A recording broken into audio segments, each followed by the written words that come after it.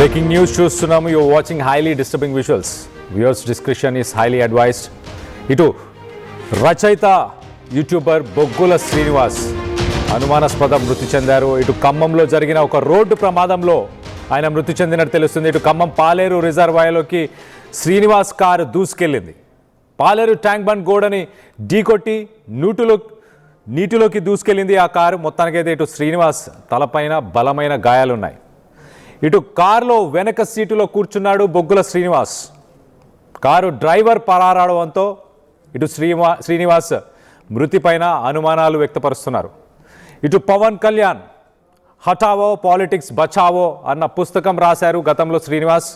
పుస్తకం రాసి చాలా బెదిరింపులను కూడా ఇటు బొగ్గుల శ్రీనివాస్ ఎదుర్కొన్నారు. ఇటు కారు శ్రీనివాస్ స్నేహితుడు వేణుమాధవ్ రెడ్డి పేరు మీద ఉన్నట్టు గుర్తించారు. ఇటు వేణుమాధవ్ రెడ్డి ఫోన్ అందుబాటులో లేకపోవడంతో మొత్తానికైతే అనుమానాలని వ్యక్తపరుస్తున్నారు. మనం విజువల్స్లో చూడొచ్చు. మహేంద్రాకు సంబంధించిన ఆ బ్లాక్ కలర్ కార్ ఖమ్మం నుంచి ఇటు సూర్యాపేటకు వెళ్ళే దారిలో ఇటు పాలెం రిజర్వాయర్ పరిసర ప్రాంతాల్లో ఒక్కసారిగా కారు ఉదయం 7 గంటల సమయానికి కారు దూసుకెళ్ళిపోయి అందులో నీటిలో పడిపోవడం చూశారు. ఇటు స్థానికంగా మత్స్యకారులు గుర్తించారు. కానీ ఆ కారు పడిపోయే సమయంలో ఆ కారులోంచి ఒక వ్యక్తి తను బయటకి వచ్చి అక్కడి నుంచి పారిపోయినట్లు తెలుస్తుంది. సో మొత్తానికైతే శ్రీనివాస్ మృతి వెనక ఎవరైనా వ్యక్తులు ఉన్నారా? దీనికి సంబంధించి ఒక్కసారి లేటెస్ట్ అప్డేట్ తీసుకునే ప్రయత్నం చేద్దాం. ఇటు మా ప్రతినిధి ఉదయ్ ఉన్నారు. ఉదయ్తో మాట్లాడి తెలుసుకునే ప్రయత్నం చేద్దాం. ఉదయ్, చెప్పండి, అసలు ఎలా జరిగింది ఈ సంఘటన? ఆ కారులోంచి నిజంగానే ఒక వ్యక్తి బయటకి దిగి పారిపోయాడా? ఎస్ కళ్యాణ్, పవన్ కళ్యాణ్ హఠావో పాలిటిక్స్ బచావో పుస్తక రచయిత బొగ్గుల శ్రీనివాస్ అనుమానాస్పద స్థితిలో మృతి చెందాడు. శనివారం హైదరాబాద్ నుంచి ఖమ్మం వెళ్తున్నటువంటి సమయంలో అతను ప్రయాణిస్తున్నటువంటి కారు ఒక్కసారిగా ఖమ్మం జిల్లా కూసుమంచి మండలంలోని పాలేరు జలాశయంలోకి దూసుకెళ్లింది. అయితే ఆ ఘటన జరిగిన తర్వాత కొద్దిసేపటికి అక్కడి నుంచి డ్రైవర్ పరారైనట్లు సమాచారం అయితే అందుతోంది. అయితే మృతదేహాన్ని మాత్రం అక్కడ ఉన్నటువంటి జాలర్లు గుర్తించారు. ఆ ఘటనకు సంబంధించినటువంటి అంశాన్ని కూసుమంచి పోలీసులకు కూడా సమాచారం ఇచ్చారు. పోలీసులు ఘటనా ప్రదేశానికి చేరుకున్న తర్వాత ఒక క్రేన్ సహకారంతో ఆ కారుని జలాశయంలోంచి బయటికి తీశారు. ఆ తర్వాత మృతుడు బొగ్గుల శ్రీనివాస్ గా గుర్తించారు. అతడి స్వస్థలం ఆంధ్రప్రదేశ్లోని కర్నూలు నందికొట్కూరుగా ప్రస్తుతం మనకు సమాచారం అయితే అందుతుంది. ప్రస్తుతం ఈ ఘటనకు సంబంధించి ఇంకా పోలీసులు కేసు మాత్రం నమోదు చేయలేదు. అటు కుటుంబ సభ్యులకు సంబంధించినటువంటి ఆధారాలు ప్రస్తుతం అనేక అంశాలను సేకరించే ప్రయత్నం చేస్తున్నారు. గత కొద్దిసేపటి క్రితమే బొగ్గుల శ్రీనివాస్ కుటుంబ సభ్యులు ప్రస్తుతం కూసుమంచికి చేరుకున్నట్టు తెలుస్తుంది. పోలీసులకు కూడా ఫిర్యాదు చేసినట్టు తెలుస్తుంది. గడిచినటువంటి 10 ఏళ్ల కాలంగా హైదరాబాద్ లోనే బొగ్గుల శ్రీనివాస్ ఉంటున్నట్లు మనకు సమాచారం. అసలు అతను ఖమ్మం ఎందుకు రావాలనుకున్నాడు, ఎవరిని కలవాలనుకున్నాడు, అసలు ప్రమాదం ఏ విధంగా జరిగిందనే అంశంపై అనేక అనుమానాలు వ్యక్తమవుతున్నాయి. ప్రస్తుతం కుటుంబ సభ్యులు చెప్తున్నటువంటి సమాచారం ప్రకారం బొగ్గుల శ్రీనివాస్ కు కార్ డ్రైవింగ్ రాదన్నట్లుగా తెలుస్తుంది. అతను మరొక డ్రైవర్ ను నియమించుకొని అటు తన గమ్యస్థానానికి వెళ్తున్నటువంటి క్రమంలో అకస్మాత్తుగా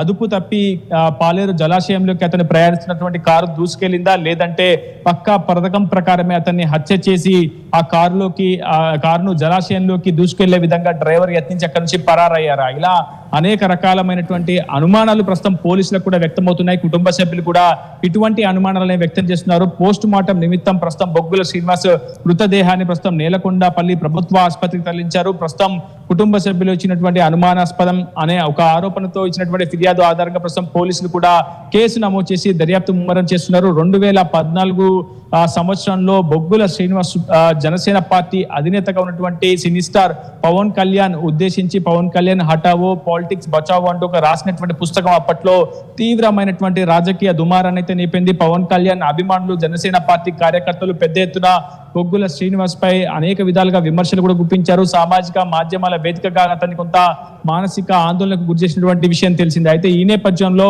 ఇప్పుడు బొగ్గుల శ్రీనివాస్ మృతి చెందిన, అది కూడా అనుమానాస్పద స్థితిలో మృతి చెందిన అందరినీ కూడా ఆశ్చర్యానికి గురి చేసిందని చెప్పుకోవాలి. ప్రస్తుతం దీనికి సంబంధించి కేసు కూడా నమోదు చేసే దశలో ఉంది. ప్రస్తుతం పోలీసులు ఈ అంశంపై అనేక కోణాల్లో దర్యాప్తును ముమ్మరం చేస్తున్నారు. బొగ్గుల శ్రీనివాస్ యొక్క కుటుంబ సభ్యుల స్టేట్మెంట్స్ కూడా తీసుకుంటున్నారు. శ్రీనివాస్ ఎక్కడ ఉండేవాడు, ఎక్కడి నుంచి ఎక్కడికి ప్రయాణిస్తున్నాడు అనే అంశానికి సంబంధించి కూడా ఆధారాలు సేకరిస్తున్నారు. ప్రస్తుతం డ్రైవర్ పరారీలో ఉన్నటువంటి ఆ డ్రైవర్ ఎందుకు పరారయ్యాడు అనే అంశానికి సంబంధించి పూర్తి వివరాలు తెలియాల్సి ఉంది. ప్రస్తుతం డ్రైవర్ ఆచూకీ కోసం కూడా పోలీసులు గాలింపు చర్యలు చేపట్టారు. కళ్యాణ్, రైట్ ఉదయ్, ఇప్పుడు తన మృతదేహం ప్రస్తుతానికి ఎక్కడ ఉంది అండ్ తన ఫ్యామిలీ ఎక్కడికి చేరుకున్నారా?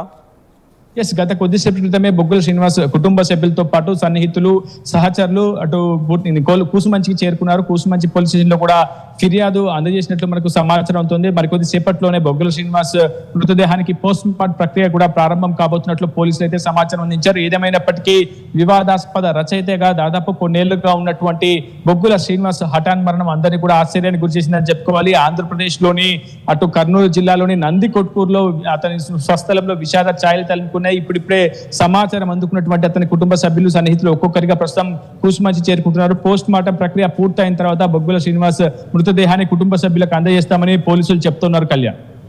Right Uday, thanks for the latest update. మొత్తం మీద ఇటు ఖమ్మం నుంచి సూర్యాపేట వెళ్తున్న మార్గంలో ఇటు పాలేరు రిజర్వాయర్ దగ్గరికి వచ్చిన తర్వాత ఉదయం 7 గంటల సమయంలో ఒక్కసారిగా కారు దూసుకెళ్ళిపోయి రిజర్వాయర్ నీటి లోపల అది మునిగిపోవడం జరిగింది. మొత్తానికైతే ఈ కారు రిజర్వాయర్కి సంబంధించిన ఆ గోడని బద్దలు కొట్టుకొని వెళ్ళే సమయంలో ఒక వ్యక్తి ఆ కారులోంచి దూకి అక్కడి నుంచి పారిపోయినట్టు అక్కడ ఉన్న మత్స్యకారులు గుర్తించారు. సో మొత్తానికైతే మరి ఆ వ్యక్తి ఎవరు? ఆ వ్యక్తి కావాలనే ఇలాంటి ఒక పనికి పాల్పడ్డా? ఇటు శ్రీనివాస్కి ఆయన తల మీద బలమైన గాయాలు కూడా ఉన్నాయి. సో తనని ఆల్రెడీ బలమైన గాయాలతో అంటే ఆల్రెడీ చనిపోయిన తర్వాత తనని ఆ కారు వెనక సీట్లో వేసుకొని వెళ్ళే ప్రయత్నం చేశారా? ఎందుకు శ్రీనివాస్ కారు నీళ్ళలో పడిపోయినప్పుడు తను బయటికి వచ్చి తన ప్రాణాలు కాపాడుకోవాలన్న ప్రయత్నం ఎందుకు చేయలేకపోయాడు? వీటన్నిటి వెనకాల అనుమానాలు అయితే వ్యక్తపరుస్తున్నారు. మరి శ్రీనివాస్ ఖమ్మంలో ఎవరిని కలవడానికి వెళ్ళాడు? ఇటు ఖమ్మం నుంచి మళ్ళీ సూర్యాపేట వెళ్తున్న సమయంలో మొత్తానికైతే ఈ ఘటన చోటు చేసుకున్నట్టు తెలుస్తుంది. 2014లో ఇటు పవన్ కళ్యాణ్ హఠావో పాలిటిక్స్ బచావో అనే ఒక పుస్తకాన్ని కూడా ఈయన రచించారు. అప్పటి నుంచి ఇటు జనసేనకు సంబంధించిన ఫ్యాన్స్ కానీ కార్యకర్తలు కానీ వాళ్ళందరి నుంచి బెదిరింపులు ఉన్నాయి. సో మొత్తం మీద ఇప్పుడు శ్రీనివాస్ మృతి వెనక ఎవరైనా కారకులు ఉన్నారా అన్న కోణంలోనే ప్రస్తుతానికి పోలీసులు ఇన్వెస్టిగేషన్ చేయబోతున్నట్టు తెలుస్తుంది. ఇటు వాళ్ళ ఫ్యామిలీ మెంబర్స్ ప్రస్తుతానికి ఖమ్మం చేరుకున్నారు. అలాగే వాళ్ళు ఇచ్చే కంప్లైంట్ని బేస్ చేసుకొని పోలీసులు మరి ఇన్వెస్టిగేషన్ చేసే క్రమంలో ఉన్నట్టు తెలుస్తుంది. మొత్తానికి శ్రీనివాస్ వయస్సు 48 సంవత్సరాలు. ఇటు రచయితగా అలాగే ఒక యూట్యూబర్గా తను ఫేమస్. సో మొత్తానికైతే ఇటు కేసు నమోదు చేస్తామంటూ ఇటు పోలీసులు చెప్పుకొస్తున్నారు. ఆ కారు ఏదైతే బ్లాక్ కలర్ మహేంద్ర కారు చూస్తున్నామో ఆ కారు కూడా తన స్నేహితుడు మాధవ్ రెడ్డి అనే ఒక వ్యక్తికి సంబంధించిన కారు అని తెలుస్తుంది. మరి తనకు డ్రైవింగ్ రాదని కూడా చెప్తున్నారు. సో ఒకవేళ డ్రైవింగ్ రాకపోయినా ఆ నీళ్ళ నుంచి బయటకు వచ్చే ప్రయత్నం అన్నా చేయాల్సింది కదా. సో మొత్తానికైతే అతని మృతి వెనక ఎవరైనా ఉన్నారా అన్న కోణంలోనే ప్రస్తుతానికి అనుమానాలు వ్యక్తపరుస్తున్నారు తన ఫ్యామిలీ మెంబర్స్ కూడా. ఒకసారి మనం చూడొచ్చు, ఆ విజువల్స్ చూడొచ్చు. అక్కడ ఆ పక్కనే ఆ వ్యక్తులు ఆ మనుషులందరూ ఉన్న చోట ఒక గోడ కట్టినట్టు కనిపిస్తుంది మనకి. ఆ గోడను కూడా బద్దలు కొట్టుకొని ఒక్కసారిగా ఆ రిజర్వాయర్ ట్యాంక్లోకి ఒక్కసారి దూసుకెళ్ళింది. ఆ కారు చూడొచ్చు మనం, క్రేన్ సహాయంతో తన బయటకు తీసుకొచ్చే ప్రయత్నం చేశారు. సో ఆ కార్కి సంబంధించిన విండోస్ కూడా ఓపెనే కనిపిస్తున్నాయి ఆ నీటిలో ఉన్నప్పుడు కూడా. మరి ఆ విండోస్ నుంచి ఆయన ప్రాణాలు కాపాడుకోవడానికి బయటకు వచ్చే ప్రయత్నం చేసి ఉండాలి. మొత్తానికైతే కొంత సస్పీషియస్ యాక్టివిటీ ఉంది, వెనకాల ఎవరో ఉన్నారన్న కోణంలోనే ప్రస్తుతానికైతే పోలీసులు అలాగే ఫ్యామిలీ మెంబర్స్ కూడా అనుమానాలను వ్యక్తపరుస్తున్నారు. దీనికి సంబంధించి మీరేమనుకుంటున్నారు?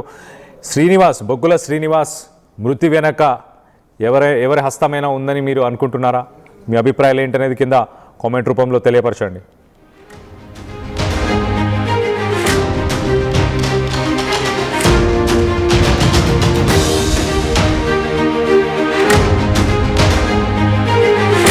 Local to global news at your finger tips. మీ చేతిలో ఒక ఆయుధం. Download Raw TV app. Media legend Ravi Prakash is back.